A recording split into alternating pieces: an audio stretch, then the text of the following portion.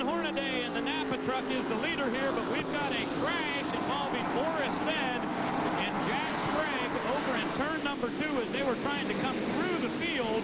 And so far, no yellow. The 44 truck gets it right, but he's right in front of the leaders, and Boris Said is now a lap down.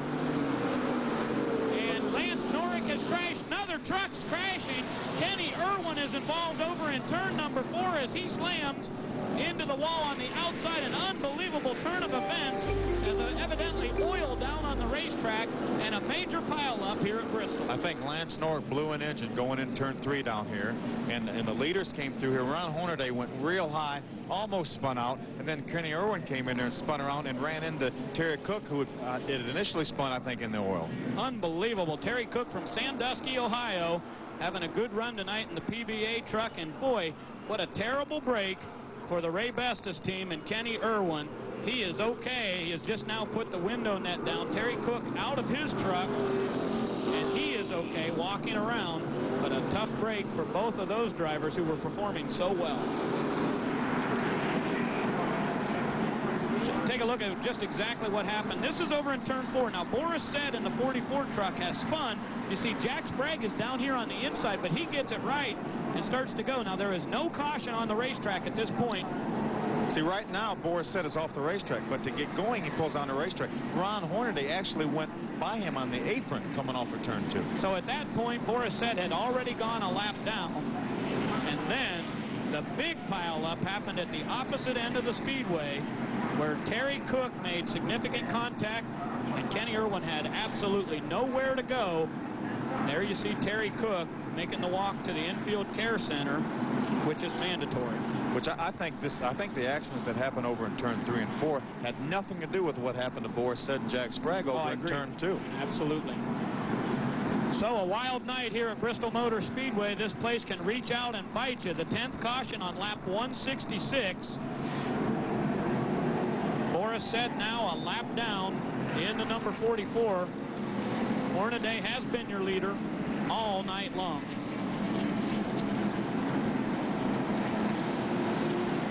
Let's go back to the number 16 truck's in-truck camera. Now, this is looking out the back of Hornaday. This is going down the front stretch. Now, right in front of them, Jack Sprague and Boris Said have spun. Now, you watch Ron Hornaday turn left, go across the apron. You see Kenny Irwin on that right behind him. Now, look at Hornaday. He's loose. He's up high. Kenny Irwin spins in oil, hits the outside wall, and then hits the other car that has already spun, the 88 car, or 88 truck. Truck. This is truck racing. But it was obviously there was oil down on the racetrack because Ron Hornaday almost spun, and then Kenny Irwin came in there and spun. And the 88 truck was already in the wall. That's right. Let's go down to Larry Rice in the pits. We're down here with Gary Showalter. You had a great truck. That was a terrible break. What happened? Well, Kenny said somebody blew a motor in front of him, and he hit the oil, and there's nothing to do. Just lost control. This Ray Bestis board was really good today. I think we had a chance to get Hornaday a run for his money today. You changed nothing at the halftime except tires, right? We just put new tires on, and we were just kind of riding, waiting for our time. Tough break for these guys. They thought they had a good shot at winning it. Back upstairs. Well, I would certainly agree with them, Larry. I think they did have a shot at coming up there and at least giving Hornaday a challenge, and it'd have been another top 5 finish for Kenny Irwin, but it's not to be. Well, Ron Hornaday continues to lead. It's 4 Chevys out front of Joe Ruttman's Ford. This has a... Welcome back to Bristol Motor Speedway. It's the Load Handler 200 here on ESPN. Lap 172, and Ron Hornaday continues to be your leader.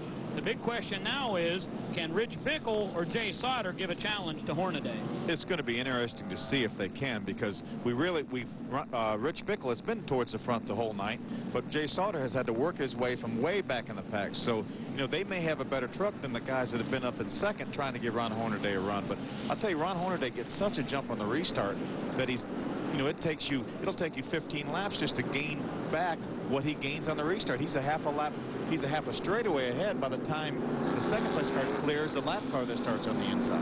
Well, Bickle started 8th tonight in the Sears Diehard Chevrolet, and Jay Sauter all the way back in 16th. So those two drivers have made their way through the field to get up there to race with Hornaday. Well, live tonight with the NASCAR Craftsman trucks coming up later tonight on ESPN2. You can watch the Pep Boys 200 that was run earlier today here at Bristol. Ron Hornaday getting a little drink of water out of his water hose there. You can see him turning the steering wheel. What he's doing is trying to clean the tires off.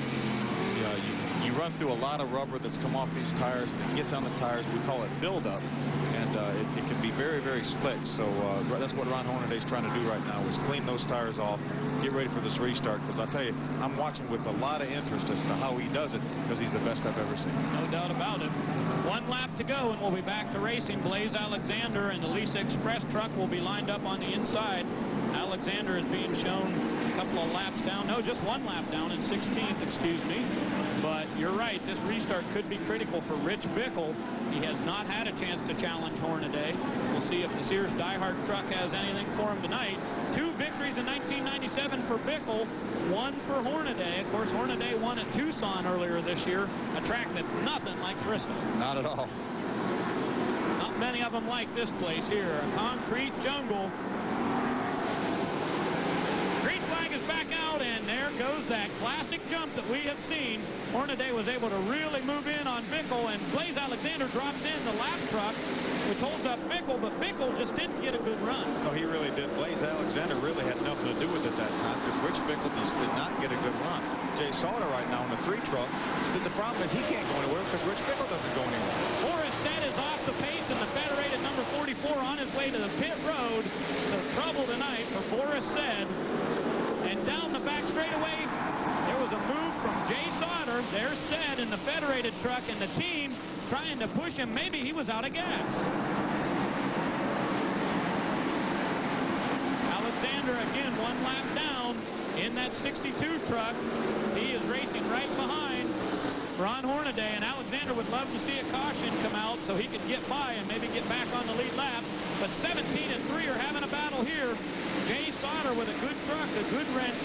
Number 3 right on the bumper of Rich Bickle. You see Rick Corelli in the 6 truck now. He had moved all the way back to about 8th when he got shuffled out. But right there he is. I think right now Rich Bickle is holding his whole line of traffic up. You've got Joe Ruttman in the yellow number 80 at the top of your screen, and also Rick Crawford in the 14 truck.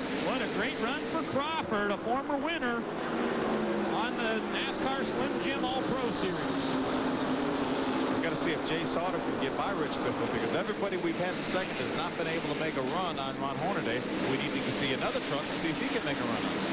3 top 10s this year, and that is pretty impressive, I think.